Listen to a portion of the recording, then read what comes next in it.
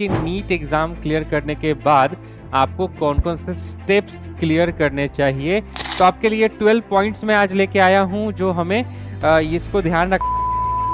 अब हमें क्या करना है, सिंपल सी बात है, एकदम ऐसे नॉर्मल लैंग्वेज में समझें। ESIC में मिलेगा और FMC रजिस्ट्रेशन के थ्रू आपको मिलेगा। उसके अलावा हेलो फ्यूचर डॉक्टर्स, क्या हाल चाल आपके। बहुत बहुत शुभकामनाएं आपको कि आप सबने बहुत अच्छे मार्क्स से अपना नीट एग्जाम जो है वो क्लियर कर लिया। ऑल्दो थोड़ा बहुत प्रॉब्लम हुआ, थोड़ी टेंशन हुई नीट को लेके, लेकिन फिर भी उस चीज को डिस्कस नहीं करते हैं। आइए डिस्कस करते हैं कि नीट एग्जाम क्लियर करने के बाद आपको कौन कौन से स्टेप्स क्लियर करने चाहिए ताकि आपको एक अच्छा कॉलेज मिल सके, आपका जो अपना ड्रीम कॉलेज है उसको मिल सके।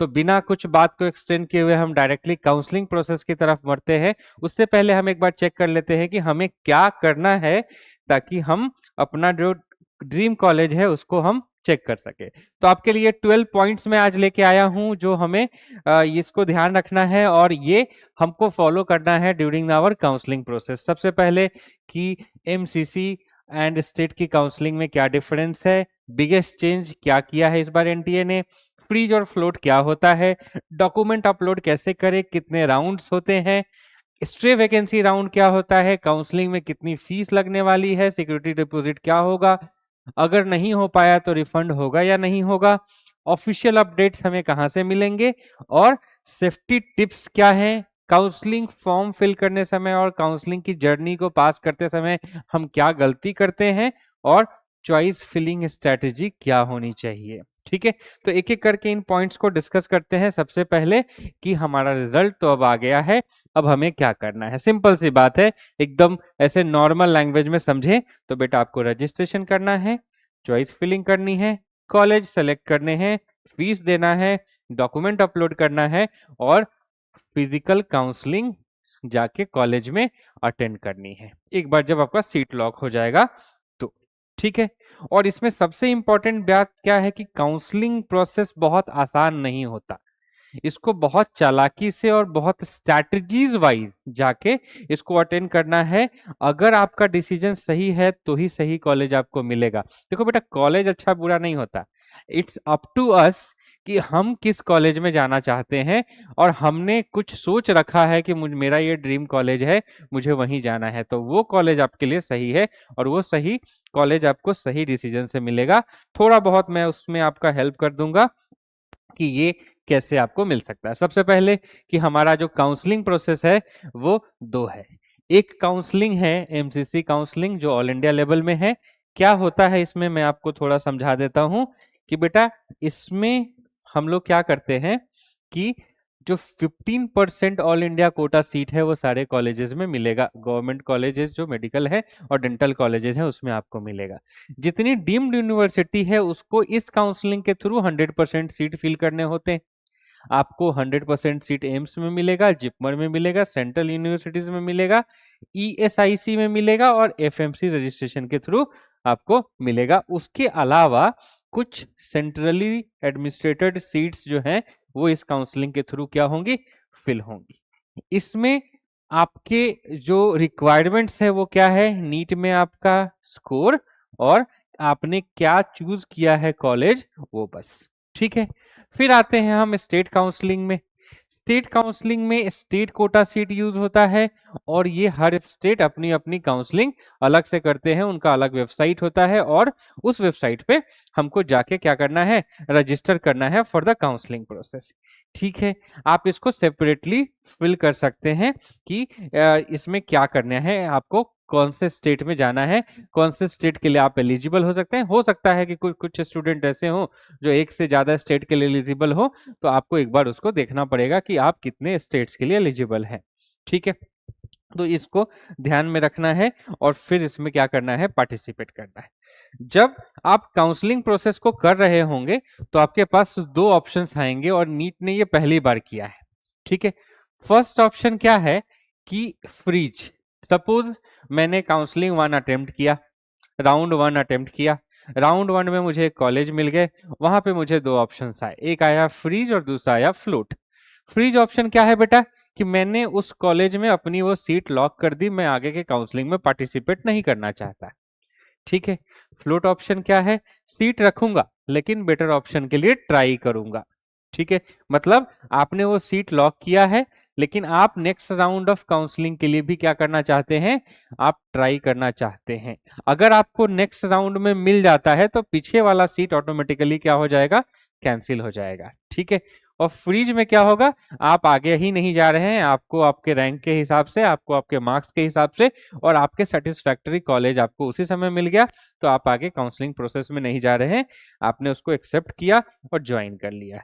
फ्लोट में क्या करेंगे? Keep options for the better seat करके आप क्या कर जाएंगे? आगे निकल जाएंगे। ठीक है, तो इसको थोड़ा सा ध्यान रखेंगे आप। ये एक नया ऑप्शन है जो लाया गया है काउंसलिंग प्रोसेस के लिए। ठीक है, अभी जो इंपॉर्टेंट चेंज है 2026 में वो क्या है? Both freeze and float candidate have to upload clear scan document on किसके पोर्टल पे? मेडिकल काउंसिल के पोर्टल पे। ठीक है, आप दोनों ऑप्शन ले सकते हैं, फ्रीज और फ्लोट वाला भी आप लोग को इसी ऑप्शन पे जाना है और यही इसी पोर्टल पे आपको डॉक्यूमेंट्स क्या करने हैं? अपलोड करने हैं। अगर आपका डॉक्यूमेंट ब्लर्ड रहा, अगर आपका रॉन्ग सर्टिफिकेट है, कोई कैटेगरी मिसमैच हो रहा है सर्टिफिकेट में या कोई भी डॉक्यूमेंट नहीं मैच हो रहा है, तो आपका क्या कर दिया जाएगा? आपके जो अकाउंट आपने रजिस्टर किया है उस पर क्वेरी जनरेट कर दी जाएगी और उसका एक टाइम फ्रेम रहेगा उसको करेक्ट करने के लिए। अगर टाइम फ्रेम के अंदर आप करेक्ट किए तो ठीक है, नहीं तो उसको मान लिया जाएगा कि कैंसिल हो गया वो। ठीक है, तो आपको ये ध्यान देते रहना है। मेरा कहने का मतलब बेटा है कि आपको बहुत ही अलर्ट रहना है पूरे काउंसलिंग प्रोसेस में।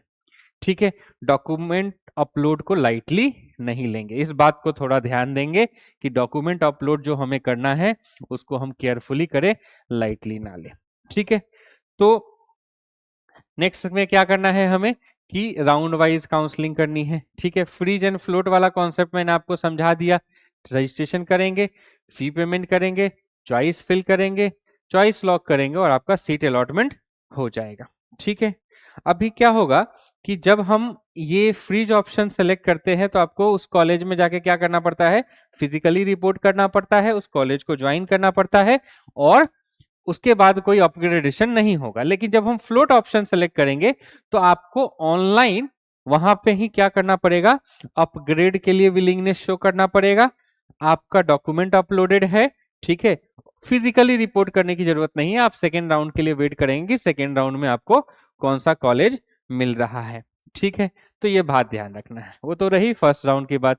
सेकेंड राउंड की बात करता हूं बेटा। सेकेंड राउंड में जो सबसे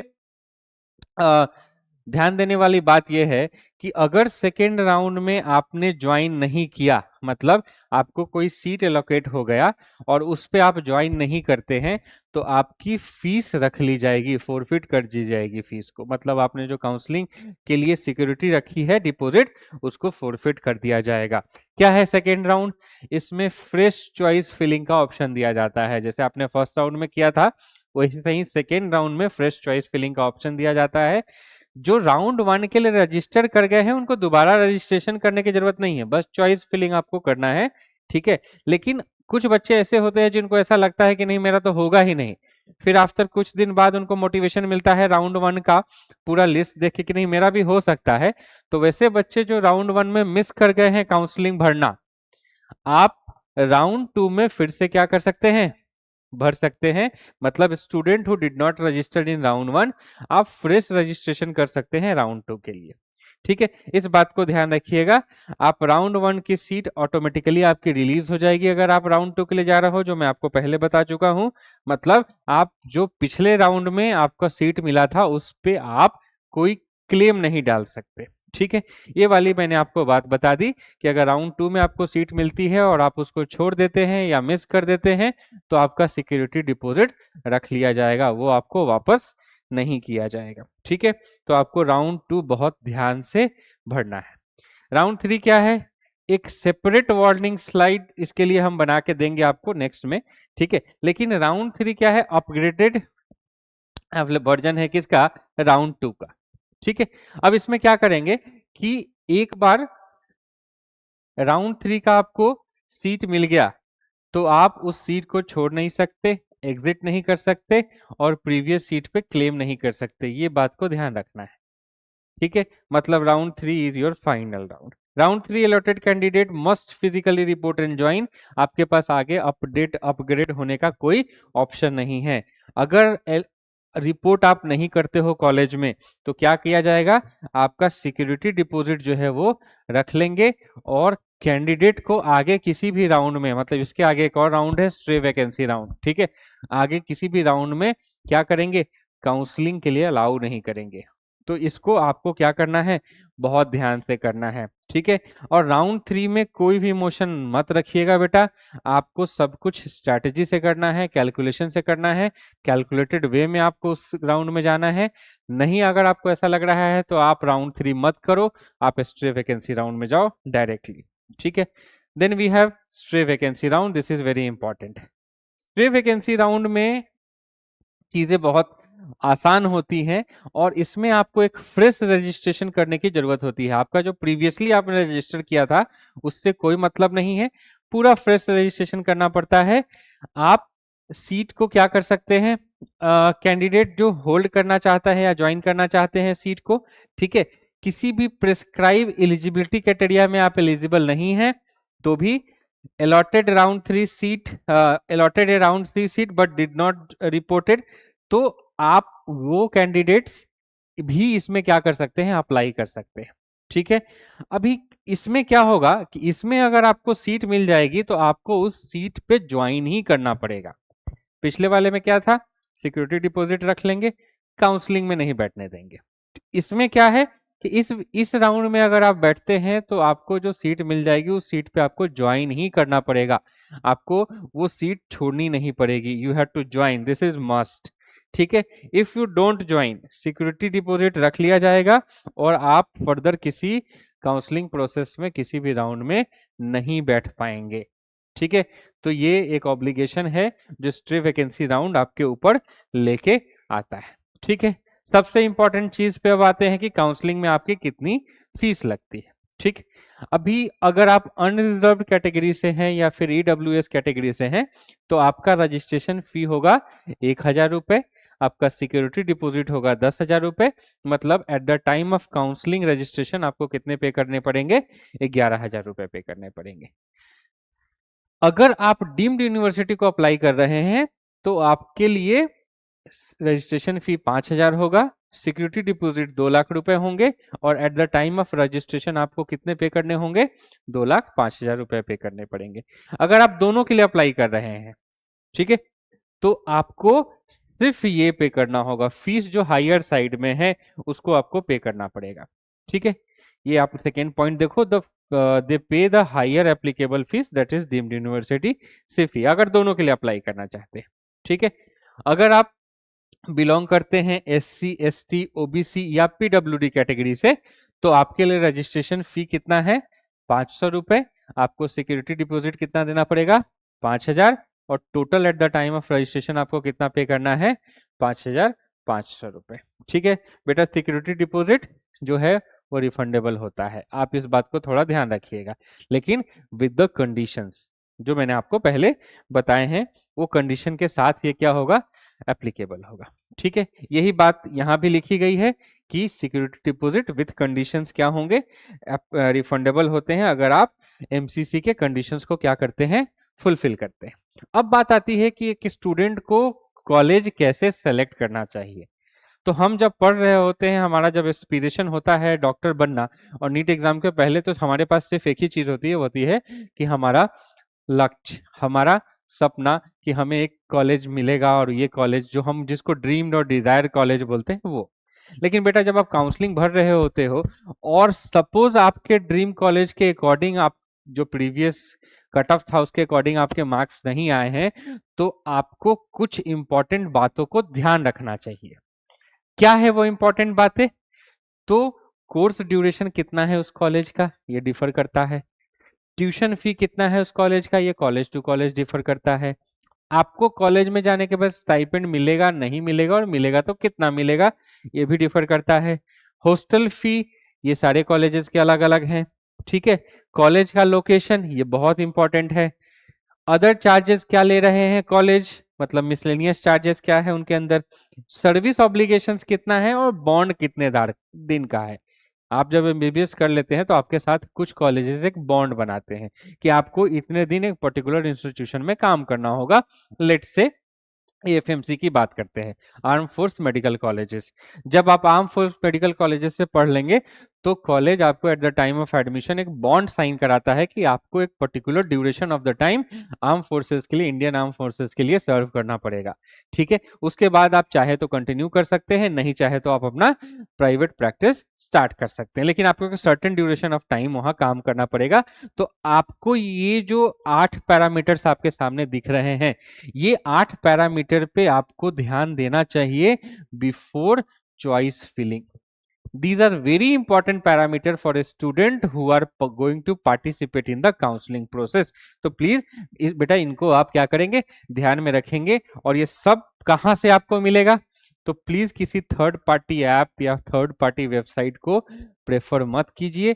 आप अपना एक डिजायर कॉलेज जब चूज किए हैं तो आप उस कॉलेज के वेबसाइट पे डायरेक्टली जाइए, वहां जाके चेक कर लीजिए कि ये सारी चीजें क्या हैं, कितनी है, और आप वहां से कंपेयर कर लीजिए एक नोट बना के। ठीक है, सपोज आपको ऐसा लग रहा है कि 4 कॉलेज में से आपको कोई मिल सकता है, ठीक है, तो चारों कॉलेज का ये सारा 8 पैरामीटर आप नोट बना लीजिए। नोट बना के आप देख लीजिए सो दैट आपको इजी हो जाए सीट को लॉक करने में, सीट को फ्रीज करने में। ठीक है, तो इस बात को बेटा ध्यान रखेंगे। ये एक इंपॉर्टेंट डिस्क्लेमर है आपके लिए कि अगर आप काउंसलिंग प्रोसेस को कर रहे हैं तो प्लीज अपनी क्रेडेंशियल्स किसी के साथ शेयर मत कीजिए। सपोज आप साइबर कैफे में जाते हैं या सपोज किसी थर्ड पर्सन से आप उसको करवाते हैं, आपने रजिस्ट्रेशन करा लिया, तो ये आपकी ड्यूटी बनती है कि आप उसका ओटीपी पासवर्ड शेयर ना करें और पासवर्ड चेंज कर लें अपने अकॉर्डिंग, तो इट्स बेटर फॉर यू। ठीक है, नहीं तो आगे भगवान ना करे कि कुछ प्रॉब्लम आपके साथ आ जाए। ठीक है, तो इस चीज को थोड़ा सा ध्यान रखना है। ठीक है, अभी एक और चीज, मैं तो आपको यूट्यूब वीडियो बना के दिखा दिया, लेकिन मैं आपको बोलूंगा कि आप काउंसलिंग प्रोसेस के इंफॉर्मेशन को किसी दूसरे पर्सन से सुनने से ज्यादा अच्छा है कि आप उसके वेबसाइट को रेगुलर विजिट करते रहो, एमसीसी के वेबसाइट को, आप कॉलेज के वेबसाइट को रेगुलर विजिट करो। क्योंकि बेटा अभी तो अपना हो गया है, पढ़ाई लिखाई का काम खत्म है, अब काउंसलिंग पे ही फोकस करना है। तो काउंसलिंग को उतना ही सीरियसली लेना है जितना हम प्रिपरेशन को ले रहे थे। ठीक है, ये मेरा कहने का मतलब है, आप कहीं भी किसी जगह से इंफॉर्मेशन थर्ड पार्टी से आप मत ले, आप डायरेक्टली उसको देखें, आप खुद इन्फॉर्म्ड रहें, सेल्फ इन्फॉर्म्ड रहेंगे तो आपके लिए ज्यादा इंपॉर्टेंट होगी। क्योंकि हो सकते हैं कुछ लोग अगर आपको बता रहे हो तो वो कुछ पुराना इंफॉर्मेशन लेके आए हो सकता है उनको इंफॉर्मेशन कहीं पुराना मिला हो। ठीक है, तो इस बात को आपको ध्यान रखना है। अब आते हैं सबसे इंपॉर्टेंट चीज यहाँ पे कि आपको कौन कौन सी गलती अवॉइड करनी है। सबसे पहली बात कि एमसीसी रजिस्ट्रेशन नहीं करना है। This can be your most engaging section. State counselling को इग्नोर नहीं करना है। ठीक है, स्टेट काउंसलिंग को इग्नोर नहीं करना है। चॉइस फिलिंग रैंडमली करना है, ये सबसे बड़ी गलती होती है। यहाँ गलतियां लिखी गई, ये मत सोचना कि एमसीसी रजिस्ट्रेशन नहीं करना है, ये गलती है। हम सोच लेते हैं कि मेरा रिजल्ट आ गया और फिर आगे काउंसलिंग तो ऑटोमेटिकली हो जाएगी। तो एमसीसी को रजिस्टर करना जरूरी है बेटा, इसको करना है आपको, नहीं करना है। स्टेट काउंसलिंग को इग्नोर नहीं करना है। चॉइस फिलिंग रैंडमली नहीं करना है, आपको पूरा स्ट्रैटेजी बनाना है। अगर आपको स्ट्रैटेजी बनाने में दिक्कत हो रही है तो please connect your nearest Vidyapeeth, please connect your teachers, please connect your seniors, parents. आप पूछिए उनसे, 10 बार पूछिए चीजों को। आप जब तक क्लियर नहीं हो जाइए अपनी स्ट्रैटेजी में तब तक चॉइस फिलिंग मत कीजिए। चॉइस लॉगिंग को एकदम मिस नहीं करना है, अगर आप मिस कर देंगे तो चॉइस फिलिंग का कोई फायदा ही नहीं रहेगा। ठीक है, कॉलेज फीस चेक कर लीजिए क्योंकि ये इंपॉर्टेंट चीज है और ये according to your financial condition of the family, please इसको एक बार चेक कर लीजिएगा। बॉन्ड सर्विसेज कंडीशन क्या है वो चेक करना है। कोई भी ऐसा डॉक्यूमेंट जो गलत है ना, वो अपलोड नहीं करिए। डॉक्यूमेंट अपलोड करने से पहले एक बार चेक कर लीजिए कि डॉक्यूमेंट जो है वो क्लियर विजिबिलिटी है या नहीं है। तो ब्लर डॉक्यूमेंट को आप प्लीज अपलोड मत कीजिए, क्यों अननेसेसरी के प्रॉब्लम में जाना। ठीक है, अपलोड करने समय 1 मिनट और ज्यादा लगेगा, दोबारा अपलोड कर लेंगे उसको, लेकिन अपलोड करके फाइनली उसको सबमिट कीजिए। तो आप मेक श्योर कीजिए कि आपका डॉक्यूमेंट क्लियर हो। ठीक है, फ्रीज फ्लोट को आराम से समझ के तो ही उसको आगे बढ़ना है, बस ऐसे ही नहीं रैंडमली उसको क्लिक नहीं कर देना है। राउंड 2-3 में जो फीस फॉरफिट करने वाली बात है, उस कंडीशंस को पढ़ना है, अच्छे से समझ लेना है। मतलब राउंड 2 एंड 3 आपको बहुत केयरफुली पार्टिसिपेट करना है, और स्ट्रे वैकेंसी राउंड को नॉर्मल नहीं समझना है। मैंने आपको बेटा बताया कि स्ट्रे वैकेंसी राउंड में आपको जो कॉलेज मिल जाएगा आपको वहां जाना ही पड़ेगा। ठीक है, तो ये 10 चीजें हैं जो स्टूडेंट जनरली मिस्टेक करते हैं, आपको नहीं करने हैं, इसीलिए मैंने आपको क्या कर दिया है, पॉइंट बना के यहाँ पे दे दिया है। ठीक है, अब आप आराम से चॉइस फिलिंग कीजिए और अपने सीट पे को लॉक कीजिए। मैं अगेन आपको बोल रहा हूँ, काउंसलिंग प्रोसेस में अगर आपको कोई प्रॉब्लम होता है तो प्लीज आप अपने नियरेस्ट विद्यापीठ पाठशाला सेंटर को कनेक्ट कीजिए, फैकल्टी से मिलिए, वहां उनसे समझिए कि काउंसलिंग प्रोसेस क्या होता है। आपको पढ़ा रहे सारे फैकल्टी बहुत ही ज़्यादा इक्विप्ड हैं और ट्रेंड हैं काउंसलिंग प्रोसेस को आपको समझाने में। तो आप उनसे मिलिए, समझ लीजिए, फिर काउंसलिंग को स्टार्ट कीजिए। आप सबको पूरी विद्यापीठ टीम की तरफ से बहुत बहुत शुभकामनाएं, ऑल द वेरी बेस्ट, और आपको आपका डिजायर कॉलेज, ड्रीम कॉलेज मिले, ऐसी हमारी शुभकामनाएं और शुभाशीष। Thank you so much.